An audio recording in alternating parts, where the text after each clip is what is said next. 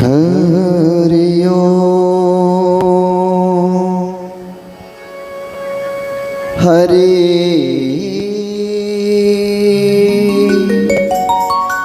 हरि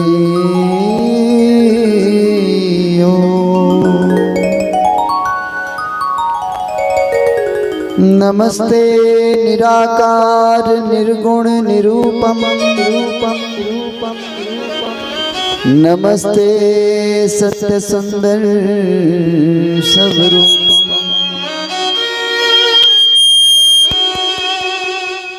नमस्ते अगोचर अगम अजिदायकम नमस्ते निरंजनम निगमनेतिनायकम।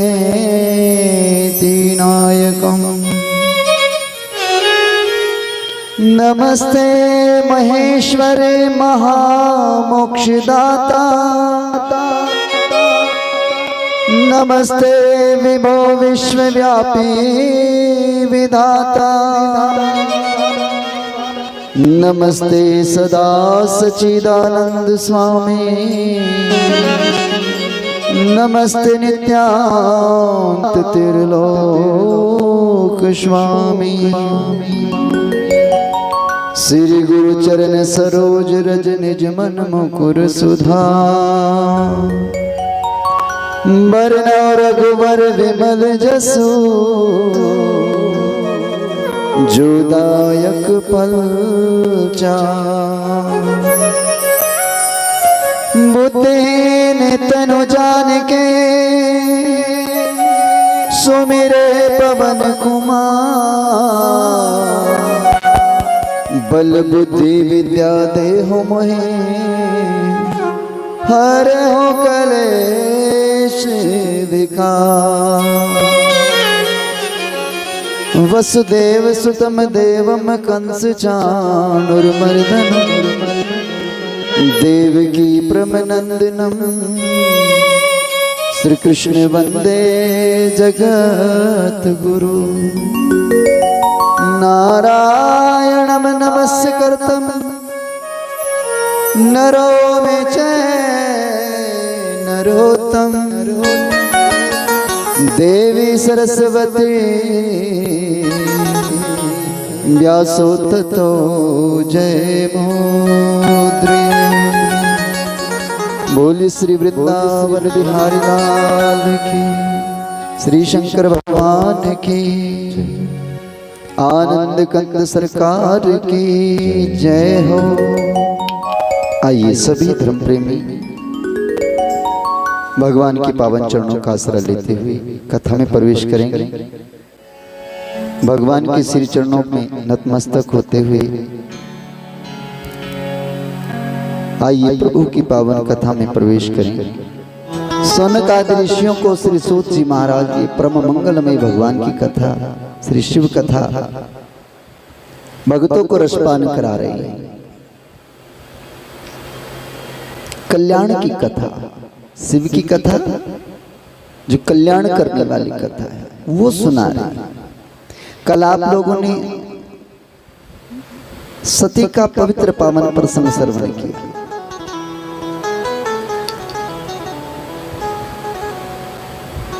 आइए आज मां पार्वती के पवित्र पावन चरित्र पर दृष्टि डालते चलेंगे, हृदय में उतारते चलेंगे।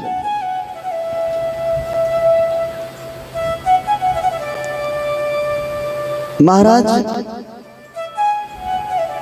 भगवान शंकर जब सती की जली हुई शरीर की राख को लेकर के अपने हाथों पर चले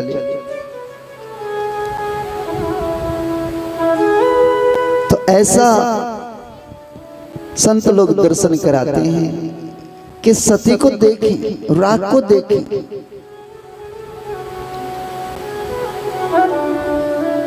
उसे धरती पर ना रखें, लिए लिए फिरे। ब्रह्मा जी ने श्री हरि नारायण से कहा, प्रभु ऐसे तो अगर शिव मोहित नजर आए तो जगत का कल्याण कैसे हो?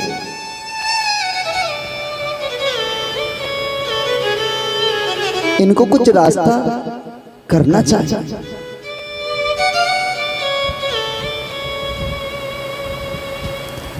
अगर भोले बाबा सती के इस अंश को ऐसे धारण करके रखेंगे अपने हाथ में, तो सती की आसक्ति सती को अगला जन्म नहीं देने देगी। ये कथा हमें ज्ञान देती है कि जब हमारे घरों में कोई मर जाता है तो हमें उसके लिए रोना तो पड़ता है, रोना तो होता है। जिसके घर में कोई मृत्यु होती है तो रोया तो जाता है, पर ध्यान रखना हमारा रुदन उसे बंधन में डालता है, उसे जाने नहीं देता अगली यात्रा। हमारा रोना उसको खींचता है अपनी ओर। तड़पते हैं हम तो हमारे साथ साथ जाने वाला भी तड़पता है। अक्सर जिनके घरों में जवान मृत्यु होती है, छोटे छोटे बालक मरते हैं, घर का प्रत्येक सदस्य रोता है, घर की ईंट ईंट रो जाती है।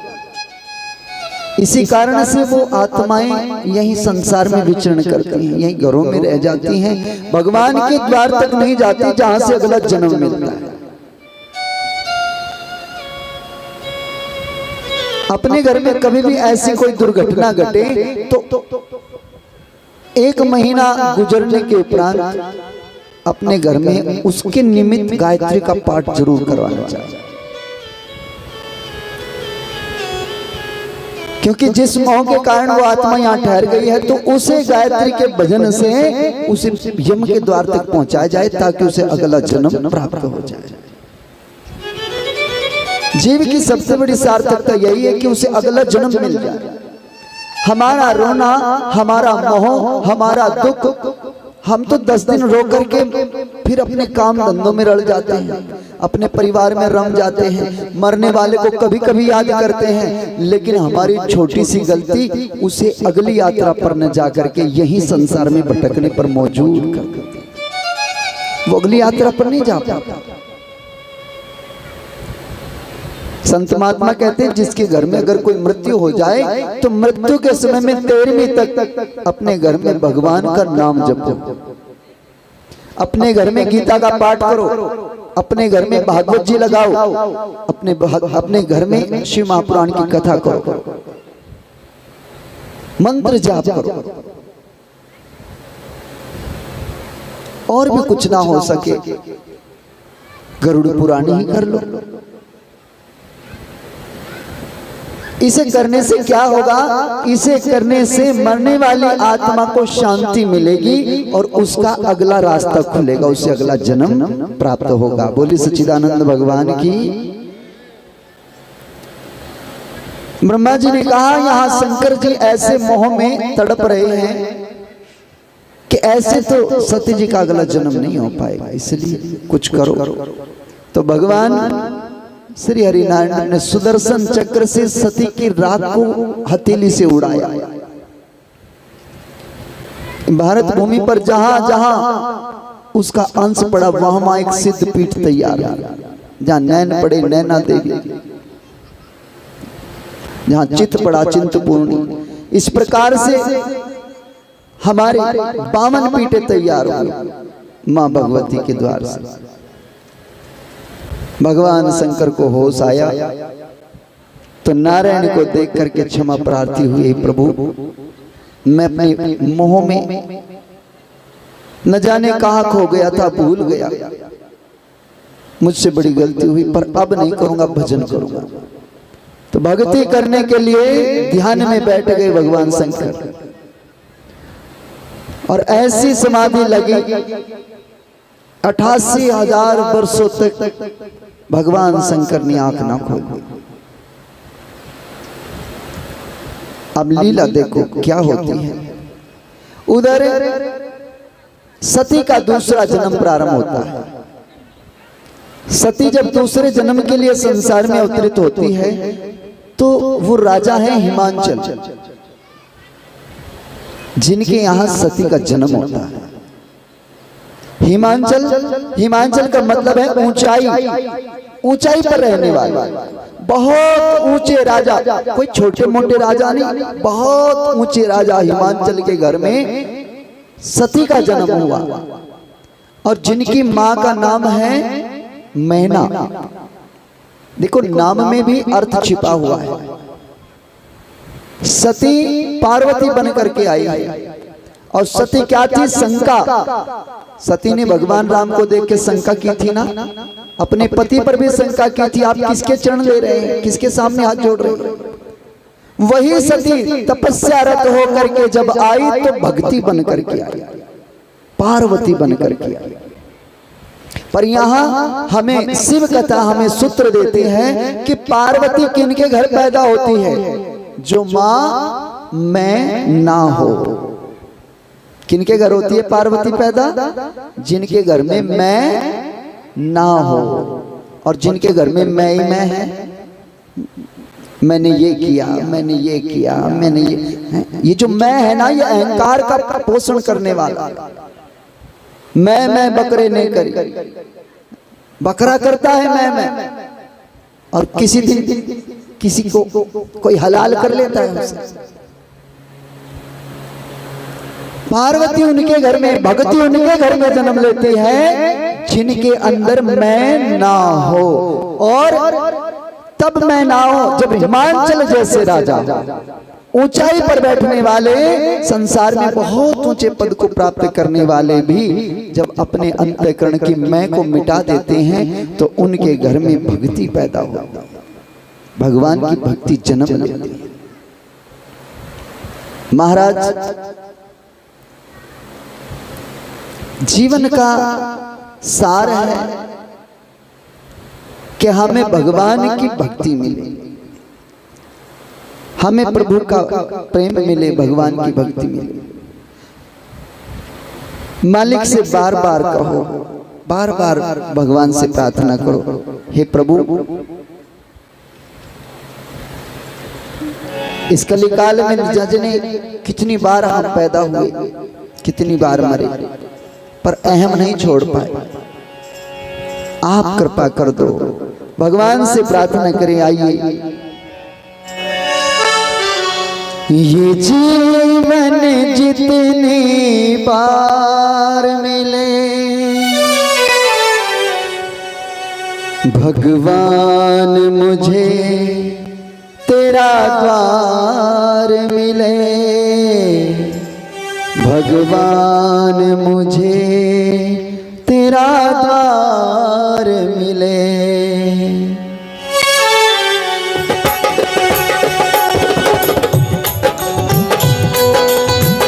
मीठी मीठी ताली बजाइएगा सभी।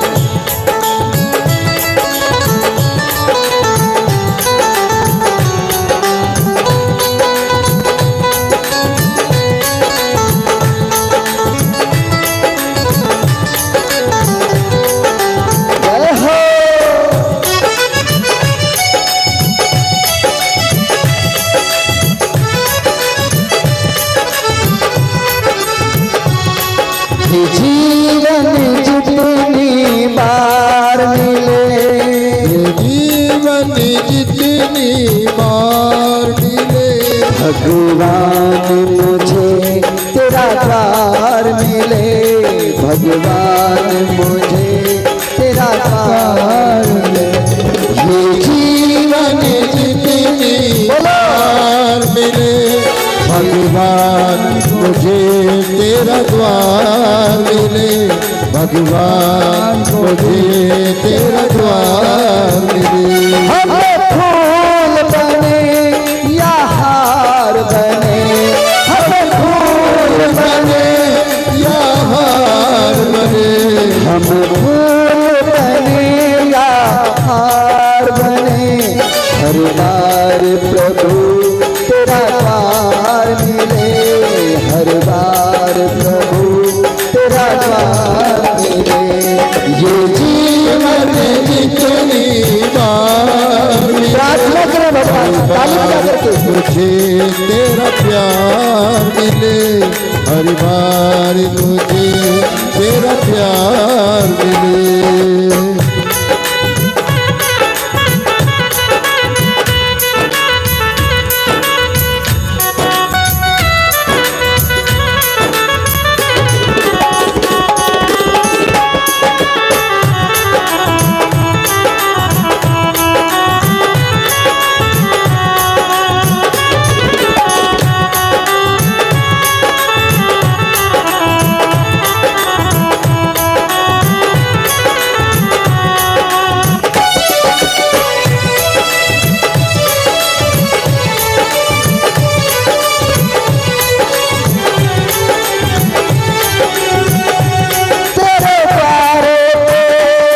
भी आता है,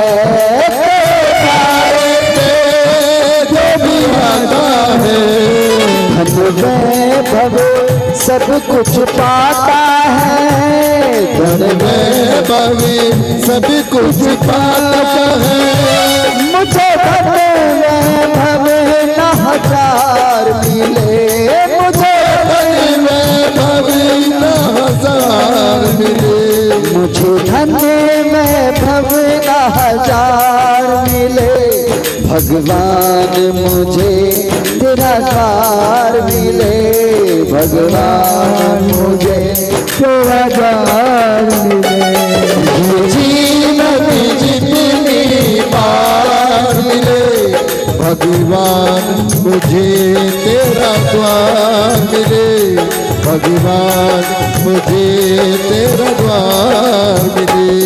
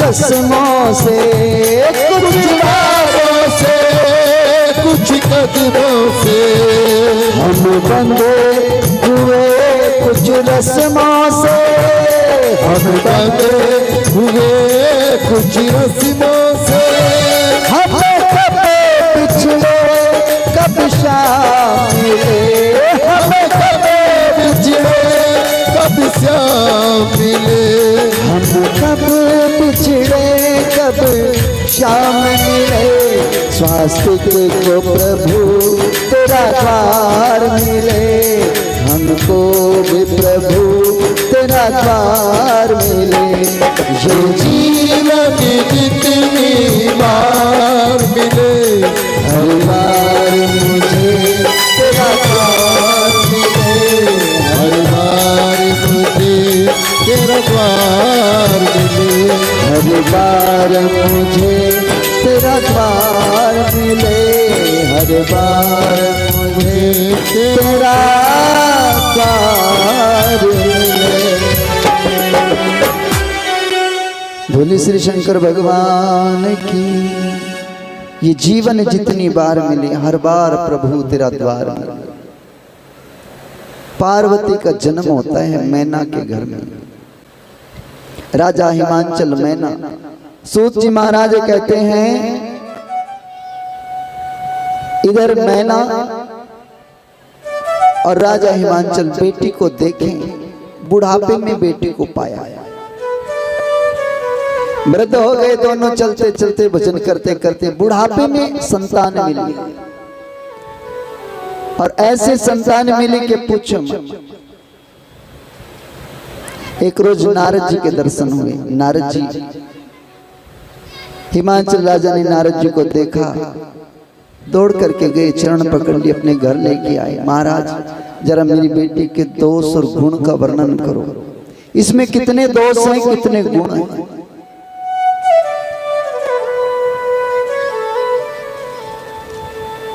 मुनि महाराज नारद जी बैठ गए, देख करके पार्वती जी के हाथ को कहने लगे, महाराज ये तो अखंड स्वरूपा है, भगवती का अंश है ये, इसके जीवन में राजयोग है, संतान भी बड़ी गुणवान मिलेगी, इसके ऐसे संतान होंगी जिनका जगत में सबसे पहले पूजन हुआ करेगा। सुख बरसेगा इसके घर में, ये सदा आनंदित रहेगी, सबको सुख देने वाली होगी, ये किसी को दुख नहीं दे सकती, ये ऐसी करुणा की मूर्ति होगी, भक्ति में हो। बस एक छोटी सी कमी, सारी बड़ाई की बाद में छोटी सी कमी। मैना कहने लगी महाराज छोटी सी कमी क्या रहेगी, उसे बताओ कि पूजा पाठ करके दान दे करके हम ठीक करेंगे, कमी क्या है। नारद जी कहने लगे बस छोटी सी कमी एक ही है, क्या, जिसका इसके साथ विवाह होगा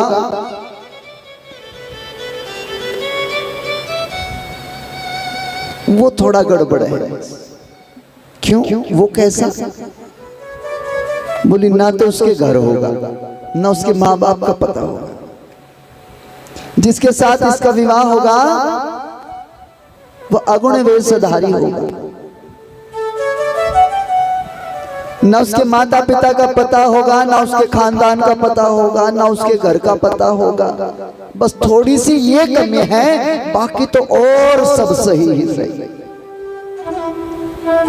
मैं ना कहने लगी महाराज ये थोड़ी बड़ी कमी है, बेटी में 100 गुण है पर ब्याही जाएगी जिसके उसके ना घर का पता, ना खानदान का पता, ना उसके ठिकाना घर का। हे महाराज बेटी की जन्म पत्री में कुछ गड़बड़ लगती है, आप थोड़ा सही करके बताइएगा इसका जीवन कैसा रहेगा। अरे कैसे हम ऐसे के कैसे भी आए अपनी बेटी को। नारद जी कहने लगे ये अवगुण सद्गुण हो सकते हैं अगर आप चाहो। वो कैसे? अगर आपकी बेटी का विवाह भगवान शिव से हो जाए तो यही अवगुण सद्गुण हो जाएंगे, क्योंकि भगवान शंकर के भी माता पिता का पता नहीं है, घर मकान भी नहीं है, दुर्गुण सद्गुणों में परिणित हो जाएंगे। हिमांचल राज और मैना दोनों हाथ जोड़ के खड़े हो गए, महाराज हमें बताओ हमें क्या करना है, हम क्या व्यवस्था करें जो शिव के साथ हमारी बेटी का ब्याह हो। नारद जी ने कहा आपने तो कुछ भी नहीं करना, क्योंकि ब्याह जिसका है उसी ने करना पड़ेगा, जिसका कर्म भोग है उसी को भोगना पड़ता है। यहाँ पार्वती सुख चाहती है तो पार्वती को भजन करना पड़ेगा। पार्वती मैया धीरे से कहने लगी महाराज मुझे बताओ मुझे क्या भजन करना है, किसका भजन करना है। नारद जी ने पार्वती को वही नाम दिया, अगर तुम भक्ति करना चाहती हो, शिव को मनाना चाहती हो, तो पहले जो शिव के देवता हैं, इष्ट देव हैं, तुम्हें उनको मनाना पड़ेगा। शिव को पाने के लिए तुम्हें शिव जैसा बनना पड़ेगा, और जिसकी पूजा शिव करते हैं, जिसका भजन शिव करते हैं, तुम्हें भी उन्हीं का भजन करना होगा, तब जाकर के तुम दोनों एक दूसरे के बराबर हो। किसका भजन करूं महाराज? नारद जी कहते हैं तुम राम नाम की रटन लगाओ, राम नाम की रटन लगाओ। कितनी देर जाप करो? नारद जी कहने लगे जाप करना है तो यहां घर में नहीं हो सकता, घर को छोड़ना पड़ेगा, जंगल में जाना पड़ेगा, तब करना पड़ेगा। महाराज कौन सी माला पर जाप करूं? नारद जी ने कहा उस माला पर जिसको तुम छोड़ ना सको। आप लोग भी जाप करते होंगे अपने घर में, किसी के पास तुलसी की माला है, किसी के पास रुद्राक्ष की माला है, मालाओं पर जाप करते हो। नाम दाम कितनों ने लिया? हाथ उठा के बताना जरा, जिन्होंने गुरु धारण किया है। कुछ माता, बहुत बहुत साधुवाद आप सबको। तो आप भी अपने घर में जाप करते होंगे, है ना? करते हैं? सच सच बताना, या माला खूंटी पर टांग रखी? थोड़ा थोड़ा करते हैं, करना चाहिए, थोड़ा थोड़ा नहीं, ज्यादा ज्यादा करना चाहिए। जिन्होंने गुरु धारण कर लिया उन्हें तो और भी ज्यादा भजन करना चाहिए, क्योंकि गुरु की भी इज्जत का ध्यान रखना है। कहीं ऐसा ना हो हमारे कारण हमारा गुरु भी लटक जाए, है ना। सतगुरु महाराज कहते हैं जब तक चेले परले पार नहीं होते तब तक गुरु को भी आना पड़ता। और चेले कहते हैं गुरु जी हम तो डूबेंगे पर तुम्हें भी साथ लेंगे। जाप करना चाहिए, पर किस माला पर जाप करें? उस माला पर जाप करो जो माला तुम कभी ना छोड़ पाओ। सांस की माला, है ना। अपनी श्वासों की माला के साथ साथ भगवान का जाप करो। श्वास की माला चले हमारी तो प्रत्येक माला के साथ साथ हमारा मंत्र चलना चाहिए। प्रत्येक माला के साथ हमारा मंत्र, श्वास लें तब भी मंत्र का जाप, श्वास छोड़े तब भी मंत्र का जाप, श्वास के साथ साथ जाप चले हमारा। क्यों ये किस लिए चले श्वास के साथ साथ? तो मैं आपसे कहना चाहता हूं कि श्वास जो हमें मिल रही है वो हमें भगवान की ओर से मिल रही है। आओ जरा भगवान के नजदीक चलने की कोशिश करेंगे। आप सब माता यहाँ बैठी हैं, मेरी बहनें बैठी हैं, जरा विचार करके बताओ श्वास तो सबकी आ रही है ना। कोई ऐसी माँ तो नहीं जिसकी श्वास ना चल रही है, सबकी श्वास आ। अच्छा श्वास आप लेते हो या खुद आती है? खुद आती है। अगर आप लेते तो जब आप सो जाते हो तब कौन लेता है ना। ये श्वास हमारी खुद आती है, हमें लेनी नहीं पड़ती। पानी पीना हो, प्यास लगे तो हमें पानी पीना पड़ता है, भूख लगे हमें रोटी खानी पड़ती है, बीमार हो जाए दवा लेनी पड़ती है, पर श्वास हमें खुद मिलती है, लेनी नहीं पड़ती। ये तो भला हो भगवान का, ये सब लीला उसकी है। वरना जिस दिन कोई थोड़ा सा भी नाराज हो जाए उसी दिन ऐठ के बैठ जाता, मैं नहीं आज सांस लूंगा, है ना। जिद करता आज सांस नहीं लेंगे, पर श्वास हमें मिलती है।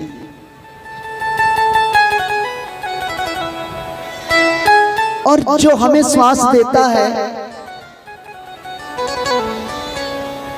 उसे देखो, श्वास नासिका से ली जाती है ना, कान से तो नहीं, नाक से श्वास ली जाती है। कोई इमरजेंसी हो तो मुख से।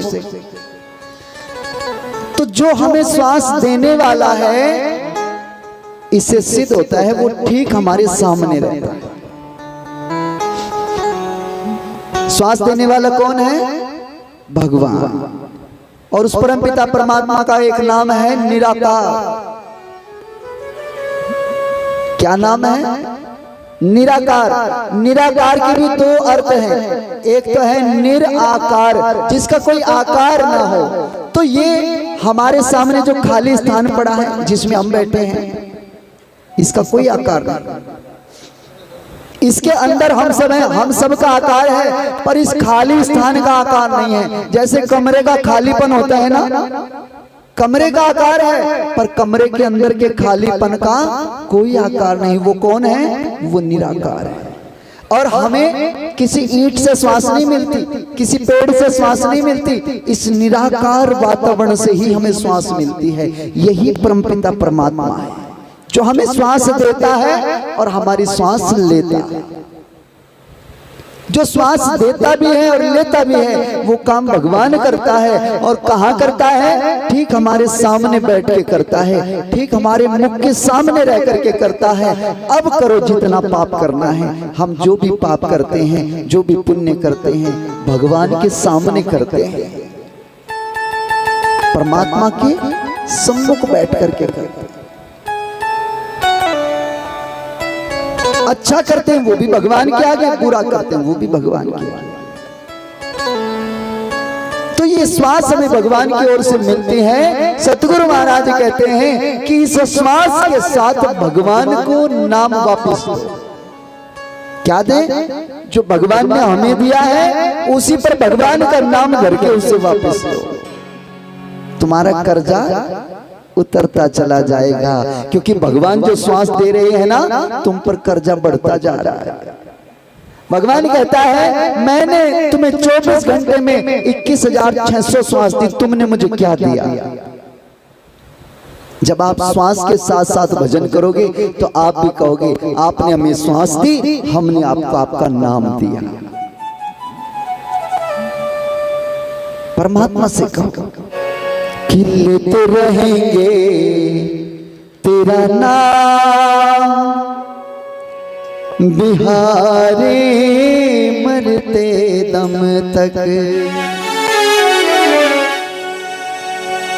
हो मरते दम नहीं अगले जन्म तक, अगले जन्म नहीं 7 जन्म तक, 7 जन्म नहीं जन्म जन्म तक लेते रहेंगे तेरा नाम बिहारी मरते दम तक, लेते रहेंगे तेरा नाम बिहारी मरते दम तक, लेते रहेंगे तेरा नाम बिहारी मरते दम तक, लेते रहेंगे तेरा नाम बिहारी मरते दम तक, मरते दम नहीं अगले जन्म तक, मरते दम नहीं अगले जन्म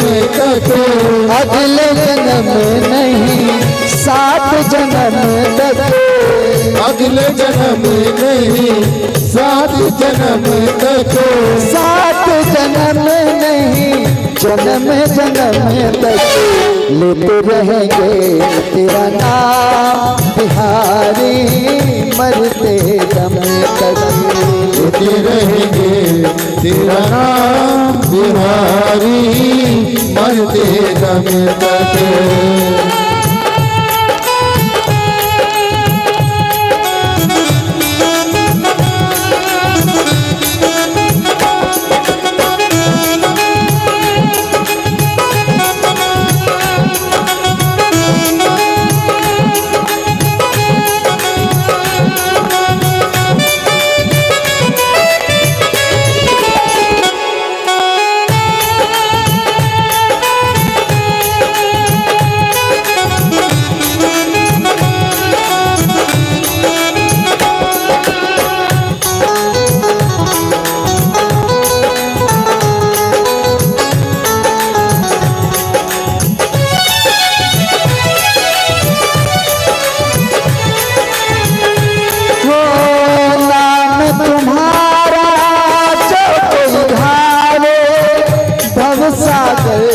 तर जावे हो नाम तुम्हारा जो कोई धावे, हम सागर तर जावे, ओहो जन्म मरण के सारे बंधन पल भर में कट जावे,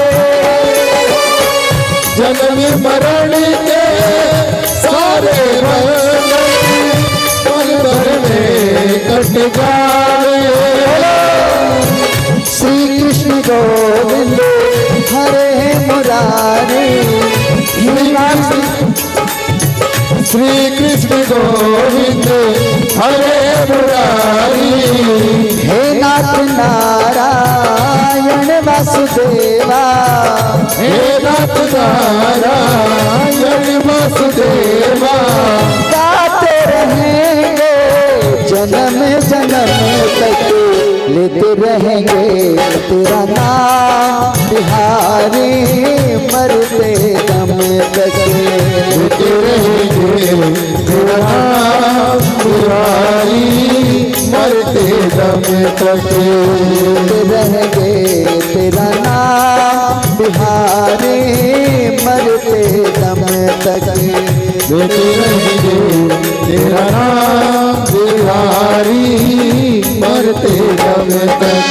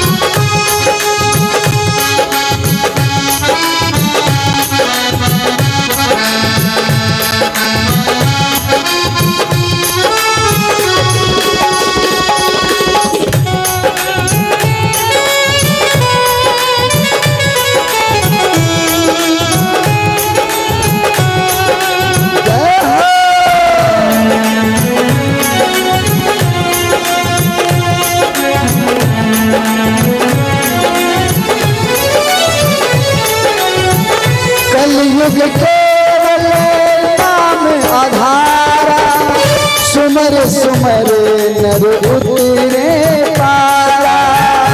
कलयुग केवल नाम आधारा, सुमर सुमर नर उतरे पारा। आप लोगों ने ना बहुत बढ़िया समय में जन्म लिया है। ये जो समय है ना कलिकाल का, ये बहुत अच्छा समय है। इस समय में तो बड़ी जल्दी भगवान के दर्शन होते हैं, बड़ी जल्दी भवसागर पार होता व्यक्ति। कुछ भी तो नहीं करना, बस भगवान का नाम जपना है, भगवान का नाम। पर मैं जब भी किसी से पूछता हूं तुम भगवान का नाम जपते हो, बोले जी टाइम ही नहीं मिलता, समय नहीं मिलता। एक बात बताओ मेरी माताओं, जब आप कपड़े धोते हो तो कपड़े तो हाथ धोते हैं, हाथ तो पहले धोया करते थे, अब तो मशीन धोती है ना। लेकिन अगर हाथ से भी कोशिश करें, हाथ कपड़े धोते हैं पर हमारी जीवा क्या करती है? भगवान का नाम लिया करो। रोटी हमारे हाथ बनाते हैं, सब्जी हमारे हाथ बनाते हैं, काटते हैं, पर हमारी जीवा मौन होती है। अपनी जीवा से भगवान का नाम लिया। अपने घर में रहते हुए ही, अपने परिकर में रहते हुए ही भजन करने का मौका दे रहा हूं आपको। एक एक ग्रास रोटी का खाओ तो भगवान का नाम लेते लेते खाओ। पानी पियो तो भगवान का नाम लेते लेते पियो। हम 24 घंटे भगवान का भजन कर सकते हैं, 24 घंटे। महात्माओं ने कहा है कलयुग समयुग युग नहीं, जो नर चाहे कल्याण। इस कलिकाल के समान कोई युग नहीं है। अगर कोई अपना कल्याण करना चाहता है, भगवान की भक्ति करना चाहता है, तो कलयुग जैसा युग नहीं है, वरना बाकी और सब कामों के लिए कलयुग बुरा।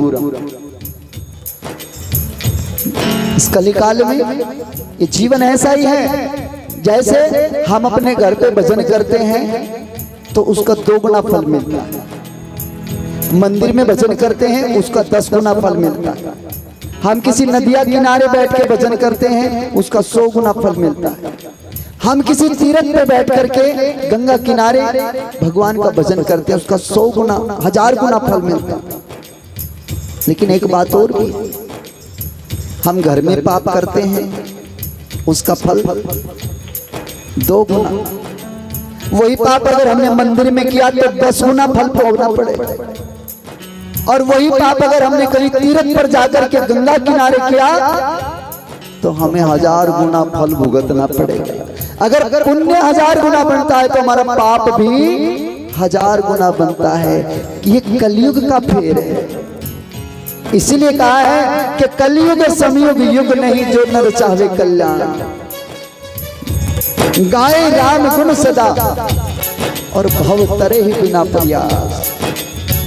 कलयुग केवल नाम आधारा, सुमर सुमर नर उतरे पारा। कलयुग केवल नाम आधारा, सुमर सुमर नर उतरे पारा। कलयुग केवल हर गुण गाहा, गावत नर पावे भव कहा। कलयुग केवल हर गुण गाहा, गावत नर पावे भव कहा। परहित बस जिन के मन माही, परहित बस जिन के मन माही। दिन कुछ जग में दुर्लभ नाही, दिन कुछ जग में दुर्लभ नाही। शास्त्र के भजन बड़ा सुखदाई, लुट रहेंगे तेरा नाम कन्हैया, मरते दम तक। लुट रहेंगे तेरा नाम कन्हैया, मरते दम तक। लुट रहेंगे तेरा नाम बिहारी, मरते दम तक। लुट रहेंगे तेरा नाम बिहारी, मरते दम तक। लुट रहेंगे तेरा नाम बिहारी मरते दम तक। बोल श्री बांके बिहारी लाल की जय। तो भजन कैसे करना?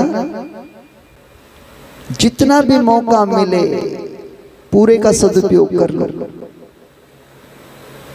मरने के बाद अगर कहीं कीड़े मकोड़े बन गए फिर राम का नाम नहीं आएगा जीवा। भगवान ने हमें इतनी पवित्र जीवा दी है जिसमें से अमृत बरसता है। अमृत भरा हुआ है जीवा के अंदर। अपने अमृत को पहचानो, उसे बार बार भगवान का नाम लो। एक महात्मा कह रहे थे, बोले बच्चा भगवान ने जो जीव दी है ना इतनी नरम है, जब एक बार श्री कृष्ण कहती है तो 72 बार लचक लेती है। परमात्मा ने इतनी लचकदार दी है ये जीव, अगर इससे राम नाम नहीं रटोगे तो अगली बार ये मोटी बन के आएगी। इतनी बारीक नहीं आएगी, मोटी बन के आएगी। और जब बोलेगी तो ये ऐसे ही बोलेगी मैं, जैसे पशु बोलते हैं। फिर ये राधे राधे नहीं करेगी, राम राम नहीं करेगी, शिव शिव नहीं करेगी, ये फिर मैं करते फिरेगी। इसलिए अपनी जीवा को पवित्र करना है, अपनी जीवा से भगवान का नाम लेना है। जितना भी ज्यादा से ज्यादा लिया जाए अपने जीवन को पवित्र करो, क्योंकि यहाँ से पता नहीं हमें कब निकलना पड़ जाए। यात्रा में जाने के लिए कुछ जेब में होना चाहिए कि नहीं? अगर आपकी जेब में 2 पैसे होंगे तो कहीं भी भोजन कर सकते हो, कहीं मकान किराए पर लेकर के रात्रि भर विश्राम कर सकते हो। अगर जेब में पैसे नहीं है तो टिकट चेकर कहीं भी खड़ा होकर के आपको दंडित कर सकते हैं। टिकट दिखाओ, कहाँ है? टिकट तो लिया ही नहीं, क्यों? पैसे ही नहीं। फुटपाथ पे सोना पड़ेगा, कहीं भंडारा मिल गया तो शायद झीम ले, नहीं तो दुकानों से रोटी नहीं मिलती। इस संसार की जीवन रूपी यात्रा में और मरने के बाद भी यात्रा में हमारा भजन ही हमारा धन है। अगर भजन है तो सब कुछ है, और अगर भजन नहीं है तो हमारी जेब खाली, फिर कुछ नहीं। अब आप सब समझदार हैं, सबको पता है किसके पल्ले में कितना भजन है ना? सब जानते हैं। दूसरे का भले ही किसी ना पता हो, मुझे आप लोगों का नहीं पता आपके पल्ले में कितना भजन है, पर मुझे अपना तो पता है मैंने कितना किया, मेरी जेब में क्या है। कुछ लोग तो, कुछ माताएं तो मुझसे, महाराज हम तो आपका ही पल्ला पकड़ देंगे। अरे मेरी जेब में होगा जी भी तो पकड़ो। सब अपने अपने जोगा भी कमा लेंगे ना तो भी बहुत बड़ी बात है। यात्रा बड़ी लंबी है, 84 लाख योनि भुगत करके ये मानव का चोला मिला है। ये वैसे ही नहीं मिला, भगवान ने बड़ी कृपा करके दिया। और ये मानव का चोला पा करके भी अगर हम भगवान के ना हुए, अपना उद्धार ना कर पाए, अपना कल्याण ना कर पाए, तो भगवान भी कहेगा क्या फायदा हुआ मेरा? मैंने तुझे इतना सुंदर मौका दिया, मैंने तुझे इतना सुंदर शरीर दिया, मैंने तुझे भजन करने का सामर्थ्य दी, और तूने फिर भी भगवान का नाम नहीं लिया। अरे इससे बढ़िया तो मैं तुझे पेड़ बनाता, तो किसी को छाया तो देता, किसी को फल तो देता, और मैंने तुझे मानव बनाया, तूने दिया क्या? दुख संसार को। अब तुझे मनुष्य नहीं बना। तो हमने जो ये मानव का चोला मिला है, इसका हमें सदुपयोग करना है, मेहनत करनी है। हमारा प्रत्येक कर्म संसार को सुख दे, प्रत्येक कर्म भगवान की भक्ति में हो, तब तो मानव का जीवन सार्थक होता है, अन्यथा मनुष्य का जीवन बेकार गया। बोली बांके बिहारी लाल की, श्री शंकर भगवान की। नारद जी ने कहा देवी अरे पार्वती शिव को पाना है तो श्री राम जी का भजन कर, श्वास पर श्वास जाप कर। पार्वती बड़े सहज भाव से वन में बैठ करके भगवान श्री राम का जाप कर रही है। अच्छा एक बात आपको और बताता चलूं, देखो भगवान का जो नाम है ना राम, जिसे भगवान शंकर जी भजते हैं, जो भगवान शंकर जी के अंतःकरण में बैठा है, राम राम। ये नाम ऐसा है, जगत में कोई भी मंत्र हो, अगर आप सुलटा बज रहे हो तो उसका रिजल्ट अच्छा मिलता है। अगर कहीं थोड़ा सा भी उल्टा हो गया तो फिर आपको लाभ नहीं मिलेगा। पर ये जो राम का नाम है ना, ये राम का नाम ऐसा है कि इसे सुलटा बजो या उल्टा बजो, बज के देख लो। राम का उल्टा क्या होता है? राम मैं रा, है ना? राम का उल्टा होता है मरा। आप थोड़ी देर मरा मरा ही बोलो, चलो बोल के देखो, मरा मरा मरा मरा मरा मरा मरा मरा मरा मरा राम राम राम राम, हो गया सुलटा। इसे अगर हम उल्टा भी बजेंगे तो ये खुद सुलटा हो जाएगा, यानी ये खुद दिशा देता है कि भगवान के नाम को तुम जैसे भी बज लोगे उसका फल सदा सुलटा ही मिलेगा, कभी उल्टा नहीं होगा। पार्वती राम राम बजे, राम राम राम राम। अब इधर पार्वती राम राम बजे और उधर एक राक्षस ने जन्म लिया, तारकासुर, जिसने बड़ी कठिन तपस्या की ब्रह्मा जी की। अब ब्रह्मा जी की तपस्या करके शुक्राचार्य जी गुरु शुक्राचार्य से कहने लगे, गुरुदेव मैं तप तो कर रहा हूं पर मांगू क्या? शुक्राचार्य ने कहा तुम एक काम करो, शंकर भगवान उनकी जो धर्म पत्नी है सती, वो तो समाप्त हो गई, वो तो मर गई, और वो उन्हें इतना प्रेम करते थे कि अब दोबारा किसी से विवाह नहीं करेंगे। इसलिए तुम वरदान में ये मांगो कि मुझे जगत में अगर कोई मार सकता है तो वो शिव का अंश मारे, बाकी और कोई नहीं। ब्रह्मा जी प्रसन्न हुए, प्रकट हुए। तारकासुर ने वरदान मांगा, महाराज मुझे जगत में कोई ना मार सके। ब्रह्मा जी कहने लगे ये तो असंभव है, मरना तो सबको पड़ता है, ये मृत्यु लोक है, यहाँ सबको जाना। ऐसा वरदान मांगो जो मैं दे पाऊं। तारकासुर ने कहा ऐसी बात है तो फिर मैं भगवान शंकर के अंश से मरूं, भगवान शंकर का पुत्र मुझे मार पाए। ब्रह्मा जी तो तथास्तु कह करके चले गए, और तारकासुर ने जो पूरे संसार में आतंक मचाया, देवता थर थर कांपे। हे प्रभु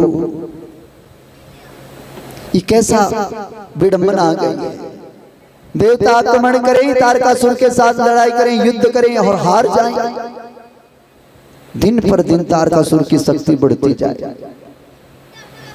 अब तारकासुर से सब दुखी हो गए, भगवान शंकर के पास पहुंचे, बहुत स्तुति की, बहुत प्रार्थना की, पर शिव भोले बाबा ध्यान में मस्त, आंख ना खोले।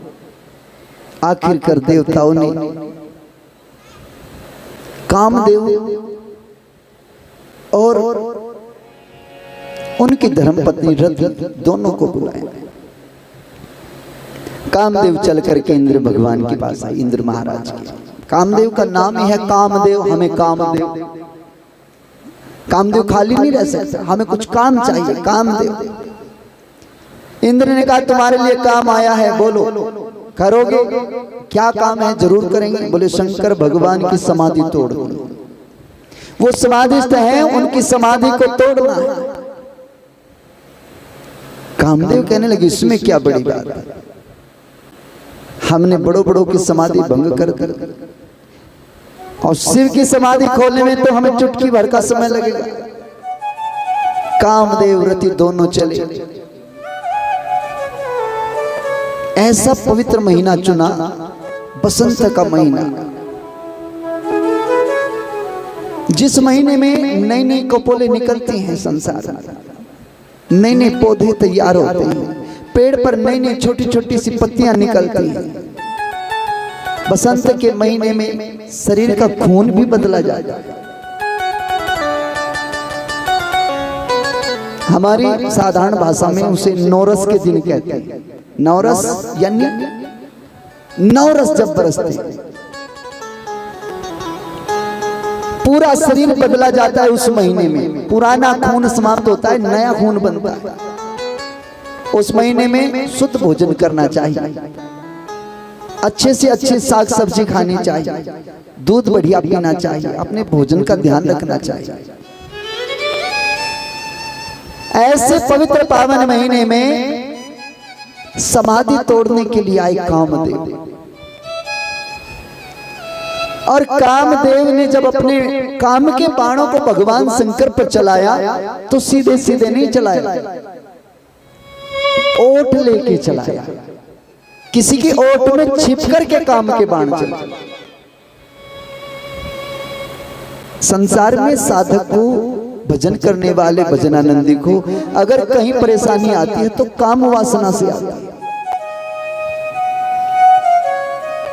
लोभ से भी व्यक्ति जीत लेता है, क्रोध को भी संसार स्वीकार कर लेता है। क्रोध, भाई तपस्वी है, क्रोध आया कोई बात नहीं, इनके क्रोध में भी लाभ है, पर काम को कभी भी स्वीकार नहीं कर सकते। महाराज शिव के ऊपर जो काम ने बाणों की वर्षा की, वो आम के पेड़ के पीछे छिपके के पत्तों में छिप करके। भगवान की एक कथा हमें दर्शन कराती है कि जिनके प्रति हम काम आसक्त होते हैं वो कोई बहुत बढ़िया नहीं होते, वो आम ही लोग होते हैं, बस साधारण।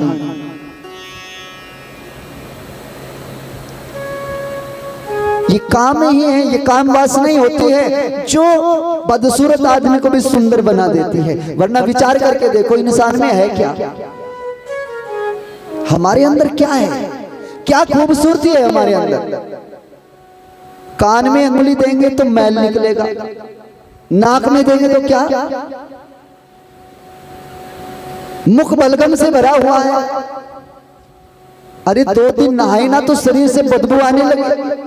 इस शरीर में है ही क्या, जिसके पीछे संसार आसक्त होता है, उस शरीर के अंदर ऐसा क्या है? कुछ नहीं है, ये शरीर गंदगी का ढेर है, गंदगी ही गंदगी इस शरीर के अंदर। इसके जिस भी छिद्र से देखें उसी छिद्र से गंदगी बाहर निकलती है। इसके अंदर कुछ भी अच्छा नहीं है। ये तो साफ सूफ करके थोड़ा सा हम अच्छे दिखते हैं, वरना ये बेकार है, इसमें कुछ भी बढ़िया नहीं है। कथा कहती है कि जिसके प्रति संसार आसक्त है वो कोई बहुत बढ़िया चीज नहीं है, आम ही है, बस साधारण से काम चलाने के लिए, दुनिया की काम करने के लिए, अरे संसार के लिए। बस ये उत्तम तभी है क्योंकि ये साधन धाम मोक्ष का द्वार है।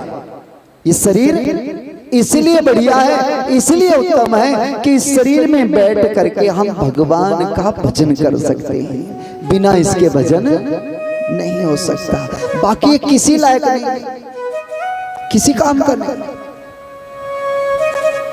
एक बार सम्राट अशोक ने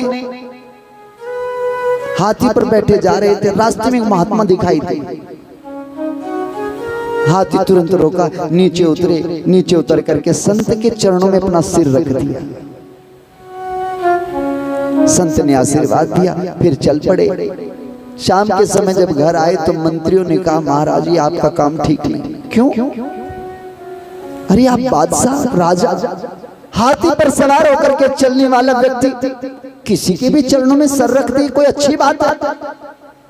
आपको अपने सिर की वैल्यू का पता होना चाहिए। एक राजा के सिर की वैल्यू क्या है, एक इंसान के सिर की वैल्यू क्या है? कहीं भी झुका दिया सिर। हम आपके मंत्री हैं, हमें शर्म आती है।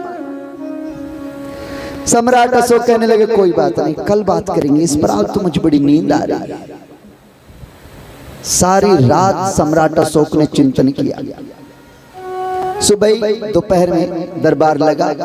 सम्राट अशोक ने कहा, मेरा कुछ सामान है बाजार में बेच आओ। मंत्रियों ने कहा, महाराज जरूर, ऐसा क्या है? बोले देखो, अच्छे रेट से बेच करके आना, कोई भी चीज बिना रेट के ना। मैंने सब पर चिट लगा दी, उस रेट से कम नहीं जानी चाहिए। बग्गी लेकर के चल पड़े, बाजार में जाकर के खड़े हुए। बग्गी के ऊपर से जैसे कपड़ा हटाया, तो उस बग्गी में सिर ही सिर धरे, कहीं शेर का सिर, कहीं हाथी का सिर, कहीं घोड़े का सिर, कहीं हिरण का सिर, कहीं खरगोश का सिर, सिर ही सिर धरे। और एक आदमी की खोपड़ी धरी, सब पर चिट लगी। शेर का सिर 1000 रुपए, हाथी का सिर 500 रुपए, घोड़े का सिर 100 रुपए, ऐसे सबके ऊपर चिट लगी हुई। बड़े बड़े सेठ आए, अरे महाराज शेर का सिर तो हमारे घर में लगना चाहिए, इसे मुझे दो, हाथी का मुझे दो, घोड़े का मुझे दो, बकरे का मुझे दो, हिरण का मुझे दो। सब सिर बिक गए सुबह से शाम तक, पर एक सिर नहीं बिका। कौन सा? वो मनुष्य की खोपड़ी। उसे कोई ना ले। राजा साहब को पता भेजा गया, महाराज और तो सारे सिर बिक गए, पर ये मनुष्य के सिर नहीं बिक रहा, और है भी मंदाई 50 रुपए में तो है। राजा ने कहा कोई बात नहीं, 25 कर दो रेट, पर बेच के आना, बिना बेच करके आए तो सजा मिलेगी। रेट 25 कर दिया। ये 50 का नहीं, शाम का समय है, भारी छूट पर मिल रहा है। 50 का माल 25 में ले जाओ, मनुष्य का सिर है। लोग कहे महाराज इस आफत को आप अपने घर ले जाओ, हमारे सर पर क्यों दर्द करते? कहीं कोई इंसान की खोपड़ी लगता है घर में, लोग कहेंगे तांत्रिक है, हम नहीं ले जाएंगे। अंधेरा होने लगा, महाराज को खबर भेजी गई, महाराज ये तो 25 का भी नहीं जा रहा। महाराज ने पता भेजा, जाओ 1 रुपए का बेच लो। अब वो किसी ने 1 रुपए का भी ना लिया। लोग सोने लगे और मंत्री दरवाजा खटखटाए, भैया 1 रुपए में आदमी का सिर ले लो।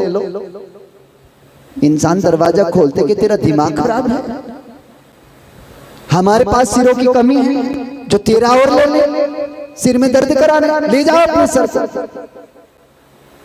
सारी रात तड़पते रहे, सर ना बिका। सुबह हो गई, सर लेकर के वापस आए।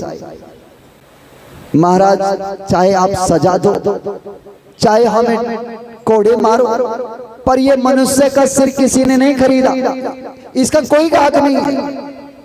सम्राट अशोक कहने लगे कोई गाहक नहीं है तो कोई बात नहीं, तुम फ्री बेच दो, फ्री में तो ले सकता है। अरे महाराज जब कोई रुपए में नहीं ले रहा, फ्री में कौन लेगा?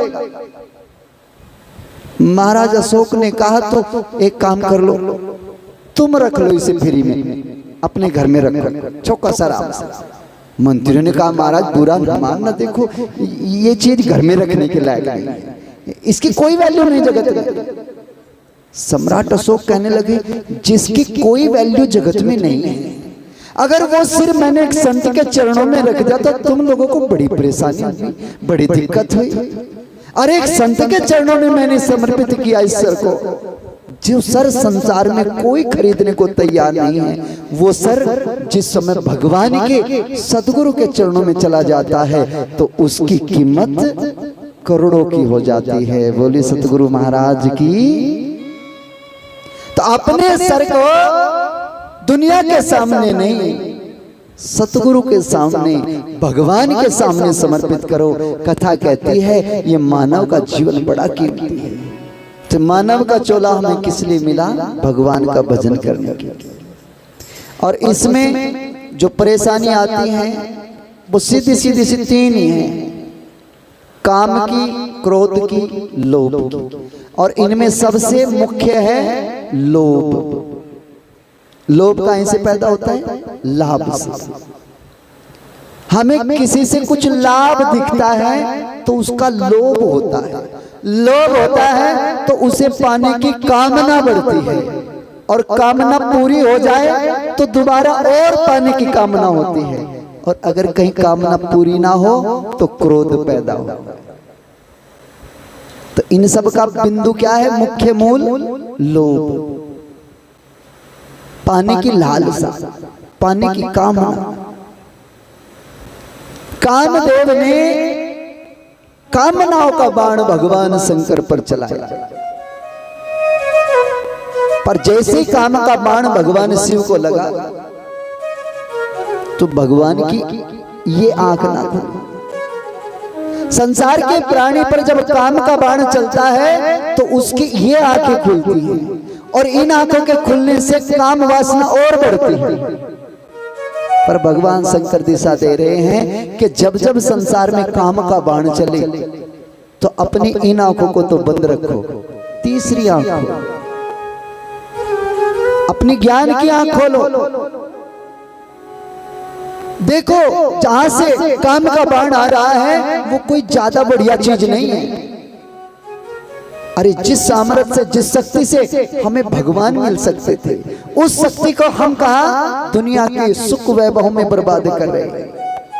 तीसरा नेत्र खोलो, और तीसरा नेत्र किसका खुल सकता है? जिस पर गुरु कृपा हो, जो गुरु जी के सानिध्य में हो, गुरु का भजन कर रहा हो, गुरु के दिए हुए ज्ञान पर चल रहा हो, उसी का तीसरा नेत्र खुलता है। वही इन वासनाओं को समाप्त कर पाता है। बोली शंकर भगवान की। जैसे ही भगवान शंकर ने तीसरा नेत्र खोला तो छिपा हुआ काम भी जल करके भस्म हो गया। काम भस्म हुआ, रति रोने लगी। भगवान शंकर ने देखा कोई नारी रो रही है। भगवान शंकर ने कहा देवी क्या बात है, तुम क्यों रो रही हो? बोले महाराज आपने मुझे रुदन दिया है, मुझे दुख दिया है, मुझे रुलाया है। क्यों?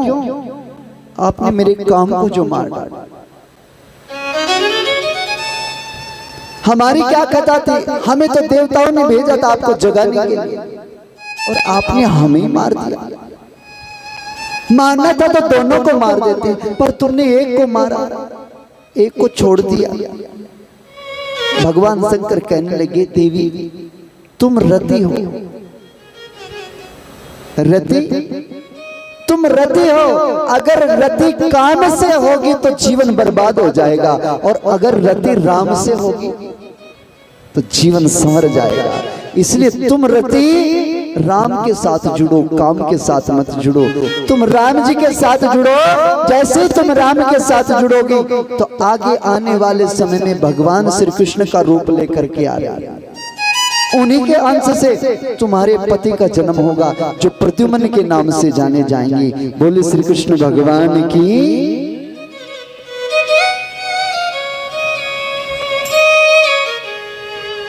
बाणासुर को मारने के लिए भगवान श्री कृष्ण के पुत्र प्रद्युम्न का जन्म हुआ। इसलिए तुम भक्ति करो भगवान की, भजन करो भगवान। वही रति वहां से चली और चल करके भगवान के भजन में लगी, राम के साथ जुड़ी, हरि नाम के साथ जुड़ी। जब हमारा रति, हमारी रुचि भगवान के साथ जुड़ती है तो हमें मुक्ति के रास्ते मिलते हैं। जब हमारी रुचि, हमारी रति कामनाओं के साथ जुड़ती है तो हमें बंधन मिलता है, हमें नरक की यात्रा में जाना पड़ता है। इसलिए रति हमारी है, हमें किसके साथ जोड़नी है ये विचार करना पड़ेगा। यही कथा हमें दिशा दे रही है। हमारी रति श्री राम के साथ जुड़े, भगवान के साथ जुड़े, कामनाओं के साथ ना जुड़े, क्योंकि कामनाएं तो उठती हैं मिटती हैं, उठती हैं मिटती हैं। सिर्फ एक नाम भगवान का ऐसा है जो सदा था, सदा है और सदा संसार में रहेगा। बोलिए श्री कृष्ण भगवान की, श्री वृंदावन बिहारी लाल की। अब भगवान शिव सारे गण दौड़ करके आए। नंदीश्वर महाराज कहने लगे भोलेनाथ आपने जगत में सबको प्रेम दिया है, पर मुझे कभी आपने प्रेम नहीं दिया। मैं आपकी सेवा में तत्पर रहता हूं, पर मेरी तरफ आपका कोई ध्यान नहीं। भगवान शंकर कहने लगे कैसी बातें करते हो नंदी, मेरा तो तुम पर पूरा ध्यान है, तुमने ये बात क्यों कही? नंदी कहने लगे महाराज मुझे कहना पड़ रहा है, मैं आपको इंतजार करता रहा, आपने आंख ना खोली। आज एक कामदेव ने आपकी आंख खोल दी। इसलिए मैं सोच रहा हूं कि मेरा आपके जीवन में कोई वैल्यू नहीं है, मेरी आपके शरण में कोई हैसियत नहीं है। भोले बाबा मुस्कुराए, नहीं नहीं ऐसी बात नहीं, तुम तो मेरे अंग संग चलने वाले। देखो इतने दिन से मैं भजन में बैठा, मेरी सेवा कर रहे, तुम ही तो हो, तुम्हारे बिना तो कुछ भी नहीं है। महाराज नंदीश्वर कहने लगे, प्रभु शिव शंकर डमरू वाले तुम पड़ गए मेरे पाले, हो तुम्हें घुमा फिरा कर बाबा मेरे पैरों में पड़ गए छाले। तूने सबको दिया क्यों मुझे न दिया, ये कहे ना दिया ना दिया ना दिया ना दिया ना दिया ना दिया ना दिया ना दिया ना दिया। शिव शंकर डमरू वाले तुम पड़ गए मेरे पाले, शिव शंकर डमरू वाले तुम पड़ गए मेरे पाले। तुम्हें घुमा फिरा कर बाबा मेरे पैरों में पड़ गए छाले, तुम्हें घुमा फिरा कर बाबा तेरे पाँव में पड़ गए छाले। तूने सबको दिया क्यों मुझे न दिया, ये कहे ना दिया ना दिया ना दिया ना दिया ना दिया ना दिया ना दिया ना दिया ना दिया ना दिया ना दिया ना दिया ना दिया ना दिया ना दिया ना दिया ना दिया।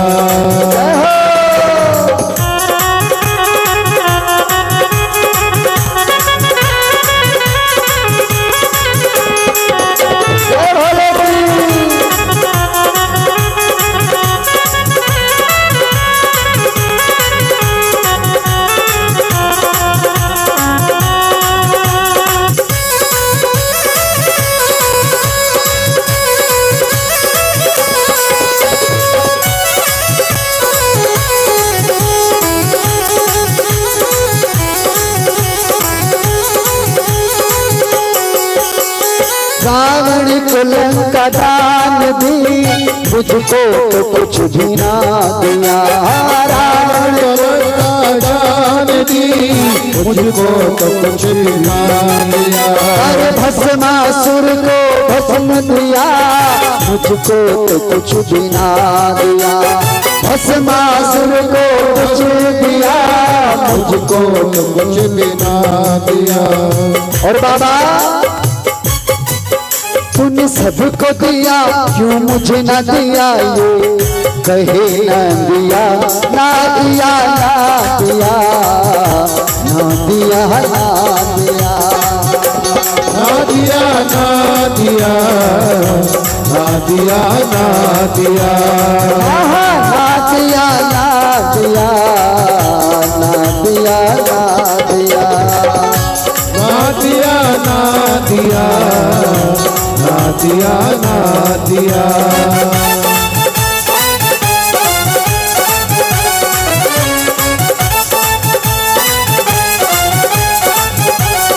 ताली बजाओ।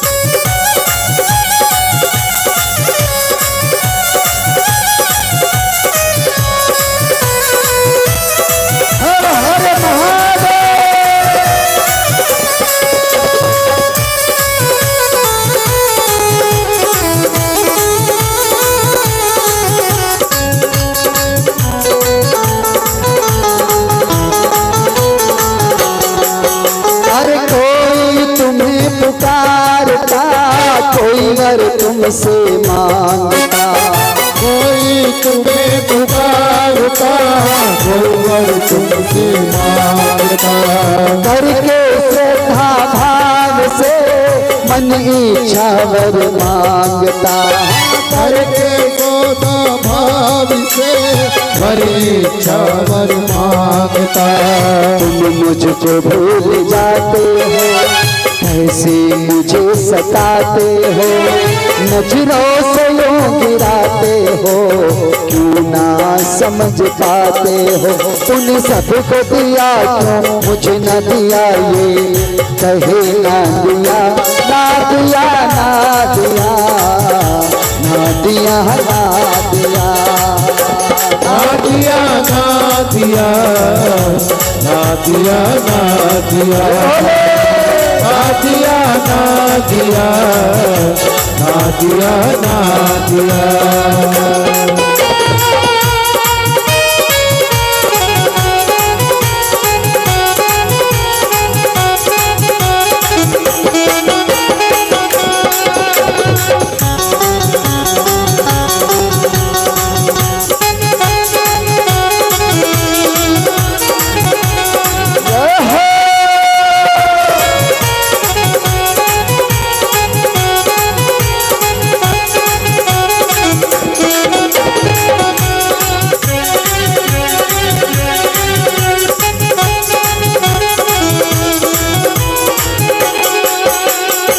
भोले बाबा कहने लगे, सुन नांदिए मेरे लाले, बोले शंकर मत वाले। सुन नादिया मेरे लाले, बोले शंकर मत वाले। तू छोड़ दे झंझट सारे, बस मुझ में ध्यान लगा ले। तू छोड़ के झंझट सारे, बस मुझ में ध्यान लगा ले। जो किसी को न दिया वो तुझे दे दिया, तेरा नाम दे दिया। क्या नाम दिया? भगवान शंकर के वाहन का नाम क्या है? नाम दिया कि तेरा नाम दे दिया। ना दिया ना दिया ना दिया ना दिया ना दिया ना दिया ना दिया ना दिया। हो दे दिया दे दिया, नाम तेरा दे दिया। दे दिया दे दिया, नाम तेरा दे दिया। शंकर भगवान की। भोले बाबा कहते हैं हमने चलो तेरा नाम ही दे दिया, नाम दिया। और प्यारे एक बात और भी है, मैं तुम्हें आशीर्वाद देता हूं, तुमने इतने दिन मेरी सेवा की, साधना में तूने मेरा ध्यान रखा है। चल एक वरदान तुझे और देता हूं। क्या? जहां भी मैं बैठूंगा मेरे पहरे पर तुम मेरे द्वार पर सदा रहेगा। हर शिवालय में नंदी महाराज भगवान के द्वार पर पहरेदार बन करके बैठे। एक वरदान और मिला है नंदीश्वर महादेव को। क्या? नंदी जी को भगवान ने वरदान दिया कि दुनिया में मेरी पूजा करने वाले भक्त लोग जो आकर के मुझे कुछ कहेंगे, शायद वो पूरा मैं ना करूं, पर जो तेरे कान में कह देंगे ना एक बार, उसे जरूर पूरा करूंगा। बोले शंकर भगवान की। पर ये याद रखना कौन से कान में कहना है ना? ये आपका सतगुरु बताएगा कौन से कान में कहना है, क्योंकि नंदी जी के दो कान हैं। एक कान का कहा पूरा होता है, एक कान का कहा पूरा नहीं होता। तो उस कान का पता जरूर लगाना कि कौन से कान में कहना, सज्जे कान में कि खब्बे कान में। बोले शंकर भगवान की जय। अब यहाँ से कथा आगे बढ़ती है। सूत जी महाराज कहते हैं इधर भगवान शंकर जी की समाधि भंग होती है और उधर पार्वती मैया समाधि में रत होती है। पार्वती मैया की समाधि लगी। जब पार्वती मैया की समाधि लगी तो महाराज भगवान श्री राम ने दर्शन दिए। दर्शन दिए अंतःकरण में और पार्वती से पूछा, देवी इतनी कठिन तपस्या करी, चाहा क्या? आपकी इच्छा क्या है? इतना प्रबल तप कर रही हो, तुम्हें क्या चाहिए? पार्वती मैया हाथ जोड़ के कहने लगी, प्रभु मुझे शिव चाहिए, आप मुझे मेरा शंकर भगवान दे दो। मुझे शिव मिल जाए तो मुझे जगत में और कुछ नहीं चाहिए। शंकर जी की जरूरत है। भगवान श्री राम बड़े आनंदित हुए, शिव को चाहते हो? आप शिव को चाहते हो तो आपको शिव जरूर मिलेंगे। महाराज भोले बाबा उधर भजन प्रभु श्री राम को बार बार याद करें, बार बार याद करें। इधर पार्वती भगवान श्री राम को बार बार याद करें। भगवान श्री राम ने कहा, देवी जिस दिन सप्तऋषि आपके पास आएंगे समझ लेना आपका काम बन गया।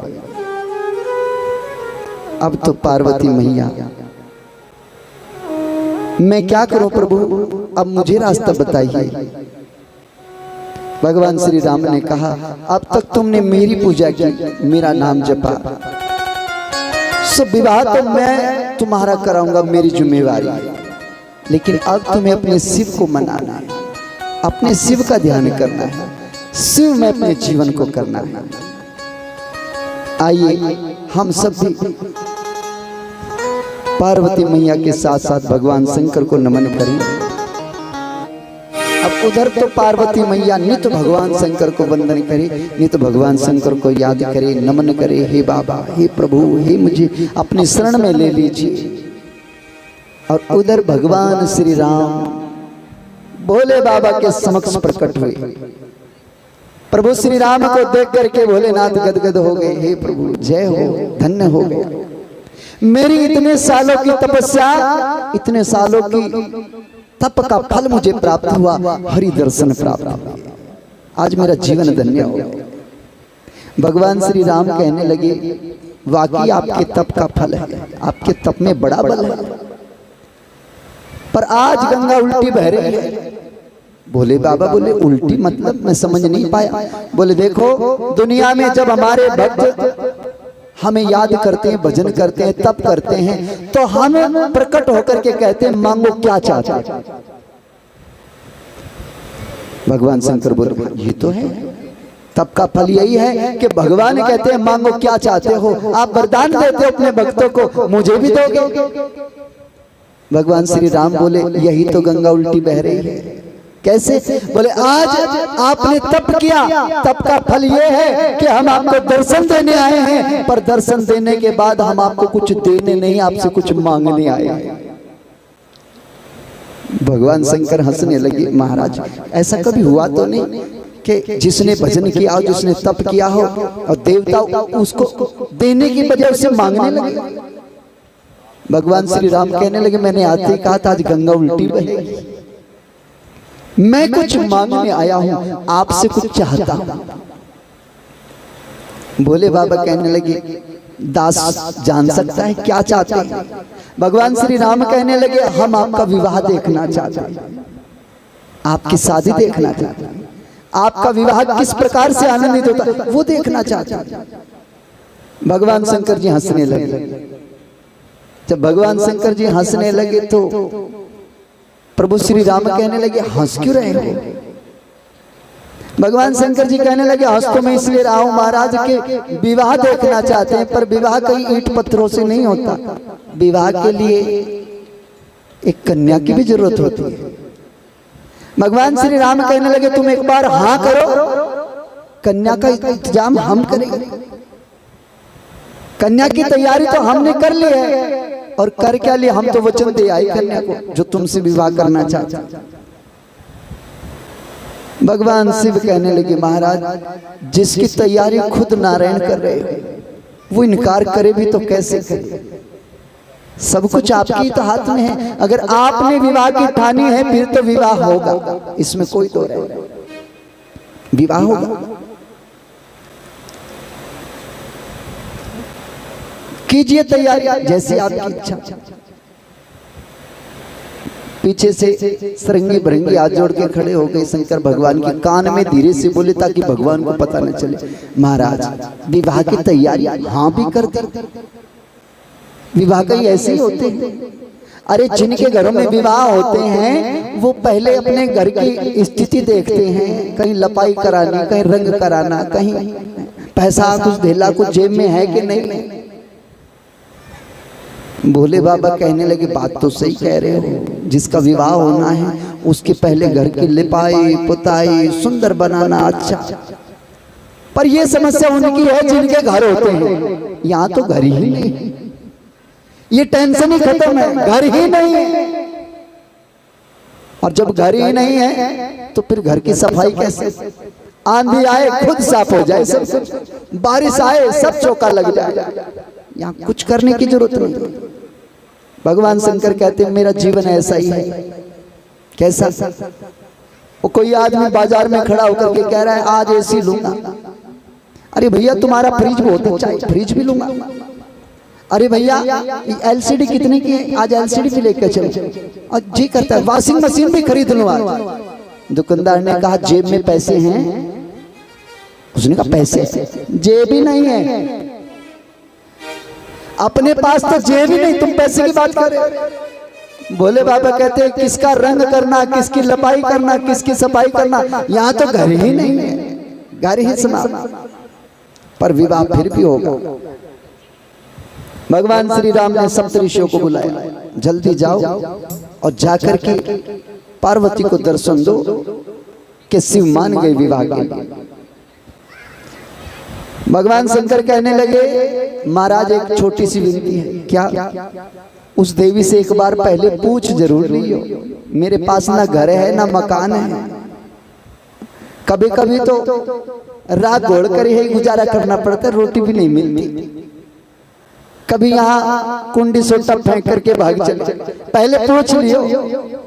सप्तऋषि कहने लगे वो हमारा काम है महाराज। सप्तऋषि गए, जाके देखा भगवान शिव की पिंडी पर माँ पार्वती बेलपत्र चढ़ाए, जल चढ़ाए, दूध चढ़ाए, आनंद से भजन करे भगवान शंकर का। सप्तऋषियों ने जाकर के आशीर्वाद दिया, बेटी चिरंजीव रहो, उठो, इतना तब किस लिए कर रही हो? पार्वती ने कहा शिव को पति बनाना चाहती। सप्तऋषि कहने लगे री बिटिया ये सलाह किसने दी? पार्वती ने कहा सलाह मतलब? बोले ये जो आपको शिव का रास्ता बताए, ये रास्ता बताने वाला कौन है, जरा हमें उसका बोध कराओ। कौन है वो जिसने आपको शंकर जी के विवाह का रास्ता दिया? पार्वती ने कहा मेरे गुरुजी हैं। अरे गुरुजी तो का नाम तो होगा।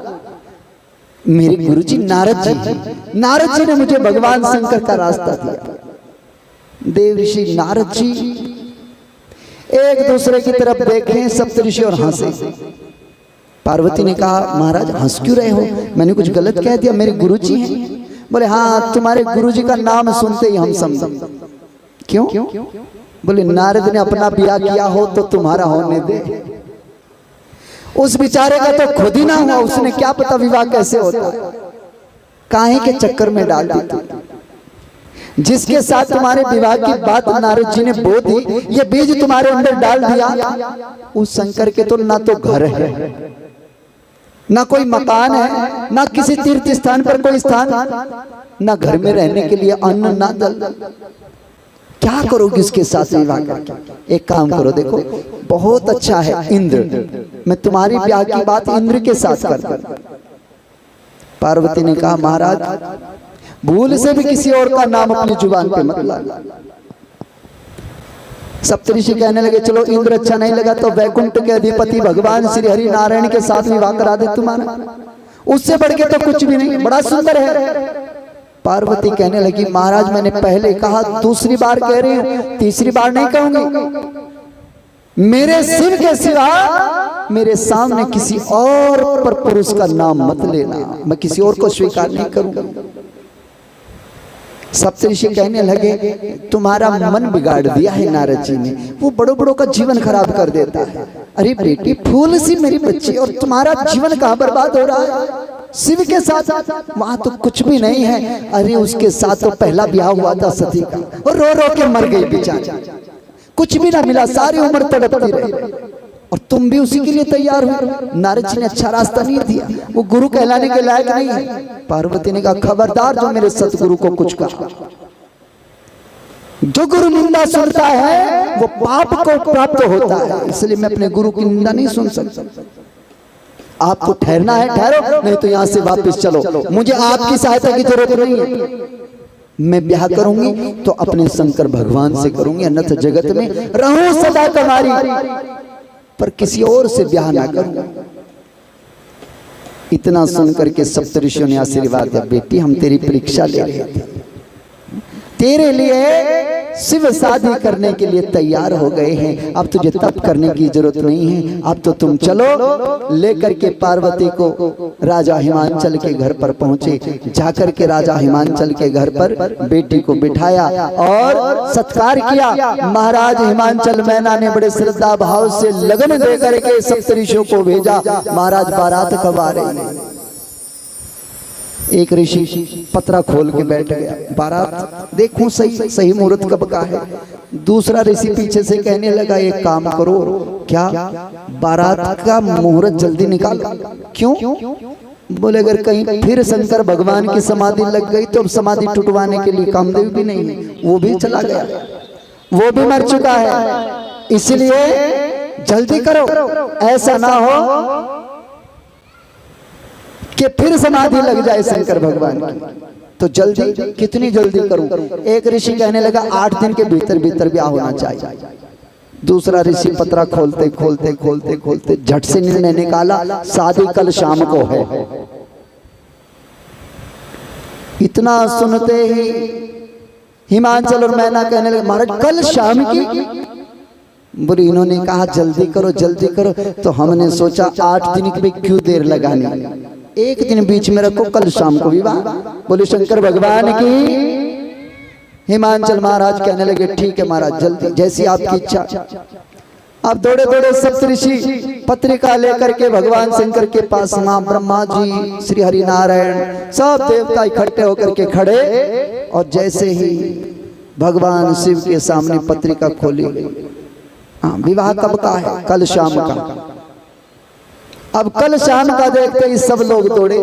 ब्रह्मा जी से धीरे से कहे महाराज तैयारी कर ले, कपड़ों पे प्रेस कर ले। अब सब अपने अपने कपड़ों पर प्रेस करे, कोई बालों पर डाई करे, कोई किसी की पैंट मांगे, कोई किसी की बुरसें। ब्याह में ऐसे ही होता है, किसी का जूता, किसी के कपड़े, सब तैयारी करने लगे। कोई दाढ़ी बनवाए, कोई बाल कटाए, विवाह में चलना है। भगवान शंकर जी बड़े दिनों से शादी नहीं हुई, सब देवता तैयारी कर रहे हैं, भगवान शंकर जी रह गए। नंदी ने कहा महाराज बड़े स्वार्थी लोग हैं, अपनी अपनी तैयारी कर रहे हैं, जो दूल्हा है दूल्हे की और कोई भी नहीं देख रहा। भगवान शंकर कहने लगे रे नंदी, जगत में सदा अपने ही अपने काम आते हैं, बेगाने तो बेगाने रहते हैं। ये सब बेगाने हैं, सब स्वार्थी हैं, खाने पीने के चक्कर में हैं। मेरे अपने तो सिर्फ वही हैं जो मेरे पास रहते हैं। कौन? शमशान में रहने वाले। अब शमशान में कौन रहते हैं? भूत प्रेत जिन जिल्ला सब। ऐसा मंत्र पढ़ के फूंक मारी कि चारों तरफ से हा हा ही हु करते हुए सारे भूत प्रेत आकर के भगवान के पास, हे प्रभु कहो क्या क्या है? भगवान शंकर कहने लगे आज तुम्हारी दावत है। दावत हमारी? जल्दी से तैयार। भूत कहने लगे महाराज हमें तैयार होना नहीं पड़ता, हम तो 24 घंटे तैयार ही रहते हैं, जहां जाओ वहां लेकर के चलो, हम आपके साथ हैं। नंदी कहने लगा तुम तो तैयार हो पर भोलेनाथ तैयार नहीं। क्यों? अरे हमें पता नहीं दूल्हे को कैसे तैयार किया जाता। भूत प्रेत कहने लगे आपको नहीं पता, हमको पता है कैसे तैयार किया जाता है। 3-4 भूत दौड़ के गए, शमशान से राख लेकर के आए, भगवान शंकर के शरीर पर राख मलने लगे। नंदी ने कहा ये क्या कर रहे हो? बोले हमने देखा है नगरों में अक्सर दूल्हे के कहीं गाल पे कुछ मला जाता है, कहीं शरीर पे कुछ मला जाता है, क्या कहते हैं उसे? मुटना। मुटना ही तो कहते हैं या कुछ और कहते हैं? मुटना मला जाता है, अब नहीं मला जाता, ये बात कुछ और है। लेकिन पहले हल्दी से और बेसन तैयार करके बड़ा अच्छा लेप तैयार करके मुटना तैयार किया जाता था। दूल्हे पर 8-10 दिन लगातार दूल्हा दुल्हन पर मुटना मला जाता। क्यों क्यों मला जाता है मुटना? ये हल्दी है। हल्दी के 2 रूप होते हैं। एक तो हल्दी का रूप होता है कि ये शुभ लगन की सूचक है, शुभता की सूचक है हल्दी। जहां भी शुभ कार्य होंगे हल्दी का टीका जरूर लगेगा, ये शुभता की सूचक है। दूसरा, ये एंटीबायोटिक भी है। शरीर में कोई समस्या, कोई बीमारी हो तो 8 दिन लगातार हल्दी की मालिश की जाए तो शरीर की बीमारी समाप्त हो जाती है, शरीर का वेग समाप्त हो जाता है, जो शरीर में तामस होती है वो समाप्त हो जाती है। ये हल्दी का काम है। अच्छा, और हल्दी का एक और भी काम है। क्या? हल्दी कामुकता बढ़ाती है। पर भगवान शिव के शरीर के ऊपर जो मली जा रही है वो चिता की भस्म है, हल्दी नहीं है। जगत का दूल्हा जब शादी करने जाता है तो उस पर हल्दी मली जाती है, पर जब जगदीश दूल्हा बना तो उस पर राख मली गई। किसी ने भगवान शंकर से पूछा, महाराज ये राख किस लिए, ये चिता की भस्म किस लिए? भगवान शंकर कहते हैं, मैं जगत को दिशा देना चाहता हूं कि इस शरीर की अंत में राख ही बननी है, इसकी राख ही बननी है। और राख को राख से लगाओ तो और रौनक आएगी। आप लोग आज तो अपने बर्तन मांजते हो तो अनेक प्रकार के केमिकल से आप अपने बर्तन मांजते हो। पहले जमाने में जब बर्तनों में चमक लानी होती थी तो राख से मांज करके बर्तन को चमकाया जाता था। ये भी एक बर्तन ही है जो संसार में अच्छे अच्छे कर्म करता है। इसको चमकाने के लिए भगवान शंकर कहते हैं, जरा बीच बीच में जीवन में राख लगाते रहना, ताकि याद रहे कि एक दिन इस शरीर की राख ही बननी है, इससे ज्यादा इसका कुछ नहीं होने वाला। नंदी ने कहा, ये तो बात ठीक है, पर और क्या? 2 भूत प्रेत दौड़े दौड़े गए और छोटे छोटे सांप बिच्छू लेकर के आए। भगवान शंकर ने कहा, इसका क्या करोगे? बोले, महाराज जब जगत को दूल्हा तैयार होता है उसके कानों में कुंडल होते हैं, हाथों में बाजूबंद होते हैं। सो हमने ना तो हमारे पास सोना है ना चांदी है जो बाजूबंद तैयार करे। हमने सोचा जगदीश दूल्हा बनाए तो कुछ अलग करेंगे। हाथों में सांप, कानों में बिच्छू, सुंदर बनाया। और भगवान की जटा इकट्ठी करके मुकुट तैयार किया। मुकुट में बहुत बड़ा सर्प लेकर के भगवान शंकर के मुकुट में धारण किया। बोले शंकर भगवान की। अब जो गले का सांप है वो कभी नीचे देखे कभी ऊपर देखे। सांप ने धीरे से भगवान शंकर के कान में कहा, महाराज मैं अकेला काफी नहीं था, ये मेरा पूरा खानदान ही साथ ले लिया। भगवान शंकर कहने लगे, भैया देखो, जब जगत में कोई दूल्हा बनता है ना तो उसे ध्यान रख लेना चाहिए कि अब काल उसके ऊपर भी है और नीचे भी है, आगे भी है और पीछे भी है। अब उसे एक एक कदम सोच विचार करके रखना चाहिए। अब वो काल के जाल में फंस चुका है। बोले शंकर भगवान की जय। नंदीश्वर कहने लगे, महाराज अब आप तो तैयार हो चुके हैं, चलो चला जाए। बारात जैसे ही भगवान शंकर की तैयार हुई, सारे देवता भी तैयार हो गए। जब सारे देवता तैयार हो गए तो देवताओं ने देखा भगवान शंकर की भूत प्रेतों की बारात। श्री हरि नारायण की ओर इशारा किया, महाराज इनके साथ नहीं जा सकते। क्यों? बोले इनके साथ गए तो ना भोजन हमें मिलेगा ना ही नहीं। तो बोले कुछ ऐसी व्यवस्था करो जिनसे अलग अलग चले। भगवान श्री हरि नारायण मुस्कुराए और भोले बाबा के पास आए। भगवान शंकर ने कहा, प्रभु क्या बात, बड़े मुस्कुरा रहे हैं? बोले भैया एक बात बताओ, क्या कोई बड़ा चढ़ा है? कोई बड़ा चढ़ा तो होना चाहिए ना, विवाह होने जा रहा है, कोई बड़ा तो होना चाहिए। भगवान शंकर ने कहा, बड़ा है कौन? ब्रह्मा जी, धोली दाढ़ी वाले, वो बड़े हैं हमारे, वो चलेंगे हमारे साथ। बोले भैया बारात बहुत बड़ी है, किस किस को संभालो? एक काम करो, सब लोगों से मैं निवेदन करना चाहता हूं कि जिसका समाज है अपने समाज की खुद व्यवस्था करे। हम अपने समाज की करेंगे, इंद्र आप अपने समाज की करो, ब्रह्मा जी आप अपने समाज की करो, और नंदी तुम अपने समाज की व्यवस्था करो। बारात बहुत बड़ी है, पर बारात में कोई बड़ा जरूर होना चाहिए, बड़े चढ़े के बिना बारात नहीं होती। एक किसी गांव में एक लड़के ने एक लड़की से प्रेम किया, किसी दूसरे गांव में प्रेम किया तो शादी की तैयारी। लड़की का पिता मजबूर हो गया, पर पिता बड़ा तेज, उसने कहा ठीक है अब तुम विवाह करना चाहते हो तो चलो हम कर देंगे विवाह, पर एक मेरी शर्त है। क्या क्या शर्त है महाराज? बोले तुम्हारी बारात में कोई बूढ़ा नहीं आना चाहिए। कोई बूढ़ा बारात में नहीं, सब जवान जवान आए तो मैं ब्याह करूंगा।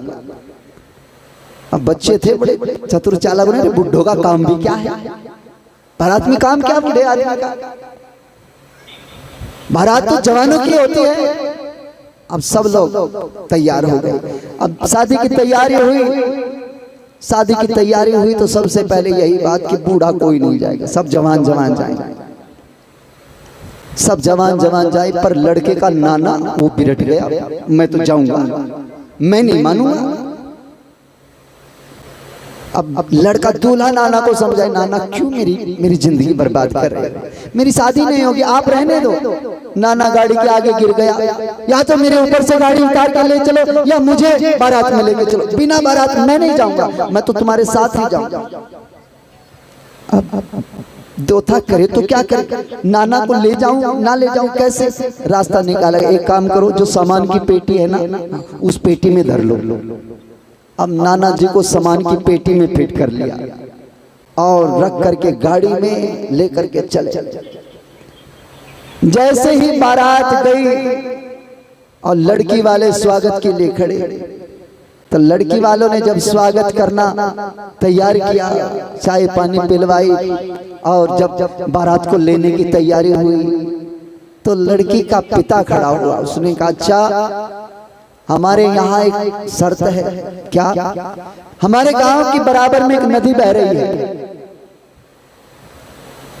बारात तब ली जा सकती है अगर तुम उस नदी बहती नदी में पानी की जगह दूध बह दो, दूध बहाओ तो तब बारात ली जाएगी। अब सारे नौजवान सोचे दूध, इतना दूध कहां से आएगा? अरे जिस दूध से नदी बहती जाए इतना दूध आएगा कहां से? क्या करें? बोले भाई ये बयान नहीं हो सकता, बयान नहीं हो सकता, मतलब अब मैं वापस चलूंगा। बोले चलना पड़ेगा, दूध की व्यवस्था कौन करेगा? सब लोग वापस चलने के लिए अपनी अपनी गाड़ी मोड़ने लगे, तैयारी हो चुकी। एक कहने लगा रे भाई जब वापस चली दिए नाना को क्यों घोट रहे हो, नाना जी को बाहर निकाल लो। अब जैसे ही संदूक का कुंडा खोला, नाना जी ने कहा क्या बात है, ब्याह हुआ? अरे काहे का ब्याह नाना जी, हो गया ब्याह। तो इनकी शर्त ही ऐसी है, कह रहे हैं कि नदी में पानी की जगह दूध बहाओ तो आगे बात चलेगी, बारात ली जाएगी। अब इतना दूध हम कहां से लाए? नाना कहने लगे तुम लोग मूर्ख हो, इतनी छोटी सी बात पर बारात वापस लेके चल गए। जाओ जाके उनसे कहो कि हमने दूध की व्यवस्था कर ली है, अपनी नदी को पानी से खाली करो फिर हम दूध बहाएंगे। अब इतना सुनते ही लोग गए, जाकर के कहने लगे नौजवान महाराज हमने दूध की व्यवस्था कर ली है, दूध आ रहा है कई टैंकरों में भर करके, लेकिन पहले अपनी नदी को पानी से खाली करो फिर हम दूध बहाएंगे। लोग आकर आपस में विचार करने लगे, फुसर फुसर होने लगे। नौजवान कहने लगे क्या बात है, क्या बात चल रही है?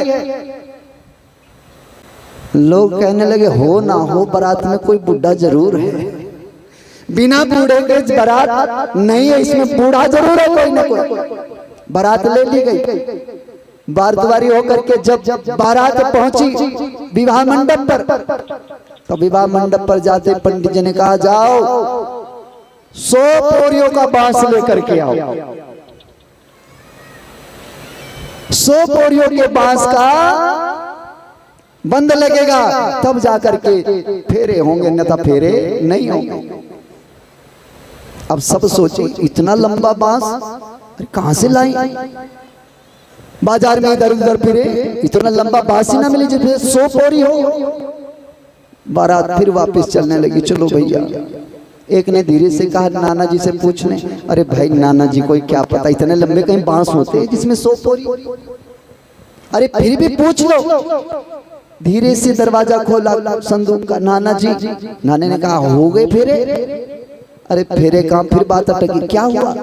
अरे 100 पोरियों का बांस नहीं मिल रहा है। नाना ने कहा अरे मूर्ख के मूर्ख रहोगे, कभी सीखते हो? बड़े बूढ़ों के पास बैठते हो, बैठोगे तभी तो पता चलेगा 100 पोरियों का बांस क्या होता है। क्या होता है नाना जी? अरे जाओ कहीं से दाब उखाड़ लाओ, दाब में 100 क्या 200 पोरी मिलेंगी। और तुरंत गए जाकर के किसी जंगल स्थान से दाब उखाड़ करके ले आए। लो महाराज 100 पोरियों का बांस। पंडित जी खड़े हो गए। महाराज मैं फेरे नहीं करूंगा। क्यों? इस बारात में बूढ़ा जरूर है, बिना बूढ़े के तो 100 पोरियों का बांस मिलेगा। आखिरकार पिता ने कहना पड़ा भैया ब्याह तो मैं करूंगा, पर उस बूढ़े को निकाल करके दिखाओ जिसने ये बारात पक्की कर दी है। तुरंत नाना जी को बाहर निकाला गया, ब्याह भी हुआ। तो संसार में ऐसा कोई शादी, वो शादी अच्छी नहीं लगती जिसमें बड़े बूढ़े ना हो। बड़े बूढ़ों से ही शादी सज्जित लगती है। आज भगवान शंकर का विवाह होने जा रहा है और बड़े बूढ़े सबसे आगे आगे, ब्रह्मा जी सबसे आगे आगे चले जा रहे हैं। अब भगवान शंकर सबसे पीछे। ब्रह्मा जी हिमांचल राजा के दरबार में पहुंचे। जैसे ही गए लोगों ने बड़ा भव्य स्वागत किया। महाराज दूल्हा कहाँ? ब्रह्मा जी ने कहा पीछे आ रहा है। अब पीछे आ रहा है। पीछे आए इंद्र। जब इंद्र को देखा, अरे महाराज बड़ा सुंदर दूल्हा है, वाह जय हो गई। अरे मैना हिमांचल राजा जैसी आपकी बेटी है उससे भी सुंदर दूल्हा नजर आ रहा है, बहुत अच्छा दूल्हा है। इंद्र अपने रथ से नीचे उतरा, प्रणाम किया। धीरे से एक ब्राह्मण ने पूछा जय हो दूल्हे राजा आप ही है? इंद्र ने कहा नहीं नहीं, दूल्हे राजा पीछे आ रहे हैं। अब दूल्हे राजा पीछे आ रहे, जिसकी बारात इतनी सुंदर उसका दूल्हा कितना सुंदर हो। पर उनसे पीछे पीछे नारायण भगवान आ रहे गरुड़ पर बैठ कर। नारायण भगवान को देख करके तो सारी जनता नाचने लगी, कूदने लगी। इतना सुंदर दूल्हा, अरे जय कर दी भगवान, इतना बढ़िया दूल्हा। नारद जी कहाँ हैं? वो पचोला कहाँ है? अरे जिसने ये संबंध जोड़ा है, इतना बढ़िया दूल्हा आज तक हमने नहीं देखा। नारद जी की जय जयकार होने लगी। नारायण भगवान नजदीक पहुंचे। जैसे नजदीक पहुंचे सबको प्रणाम किया। धीरे से एक बूढ़े व्यक्ति ने पूछा महाराज दूल्हे तो पक्का आप ही हैं? भगवान श्री हरि नारायण मुस्कुराए, हाँ आप ही हंस रहे हो। नारायण भगवान मुस्कुराते कहने लगे, मन में सोचने लगे जब दूल्हा आएगा तब देखता हूँ कौन कौन टिकता है। अरे महाराज हंस क्यों रहे हो? बताओ दूल्हे आप ही हो ना? नारायण भगवान हंसते हुए कहने लगे नहीं नहीं, दूल्हे राजा पीछे आ रहे, पीछे आ रहे। कैसे हैं दूल्हे राजा? भगवान शंकर जी बारात लेकर के चले। हो निराले दूल्हे में, मत वाले दूल्हे में, अरे सज रहे, अरे सज रहे रे, सज रहे भोले बाबा निराले दूल्हे में। कौन कौन चलेंगे बनारस में? जरा हाथ उठा के बताओ। सब पुत्र है ना? चलेंगे भाव से ताली बजाते हुए।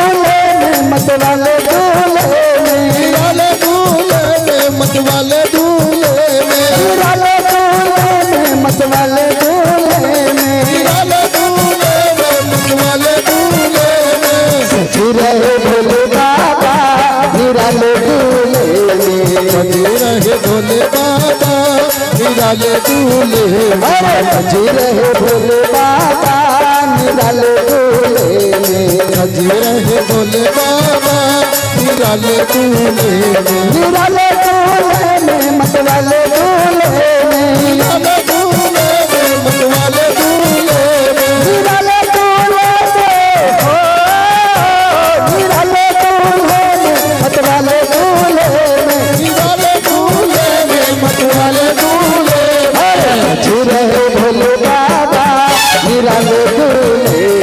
सजी रहे भोले बाबा निराले दूल्हे में। सजे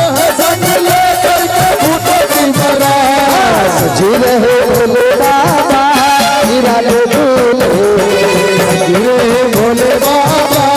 निराले दूल्हे में। अच्छा जी, ये पहली बारात मुझे लग रही है जिसमें कोई नाश्ता नहीं जा रहा है ना। आइए सभी खड़े हो जाइए दरबार में। आज शंकर भगवान की बारात चल रही है तो नाचते गाते हुए मांझला के दरबार में पहुंचेंगे। बोलो शंकर भगवान की। सजी रहे भोले बाबा निराले दूल्हे में। सजी रहे भोले बाबा निराले दूल्हे में। सजी रहे भोले बाबा निराले दूल्हे में। सजी रहे भोले बाबा निराले दूल्हे में।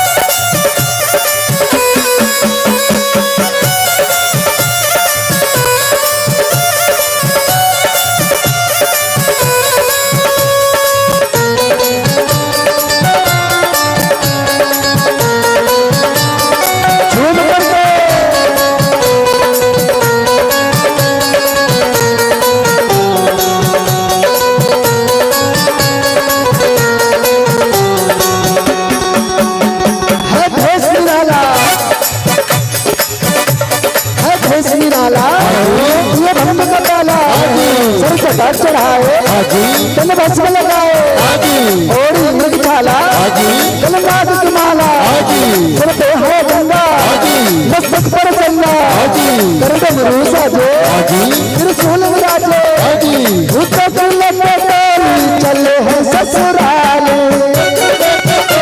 चले हैं ससुराल हो बैल पे सवार।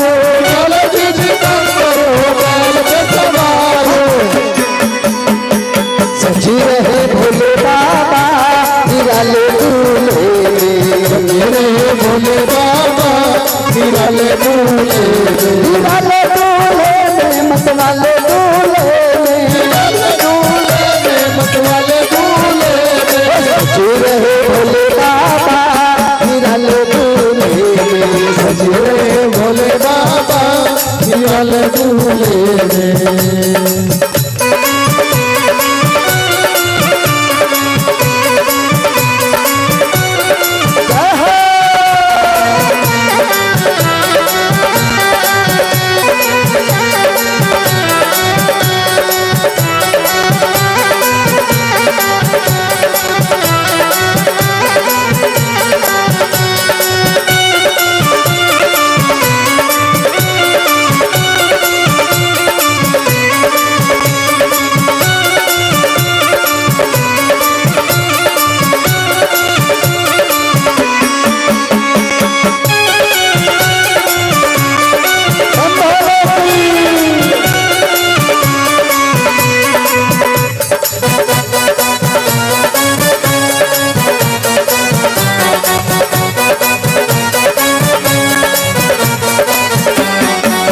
सजी रहे भोले बाबा निराले डोले मेरे भोले बाबा निराले डोले सजी रहे भोले बाबा निराले डोले सजी रहे भोले बाबा निराले डोले सजी रहे भोले बाबा निराले डोले सजी रहे भोले बाबा निराले डोले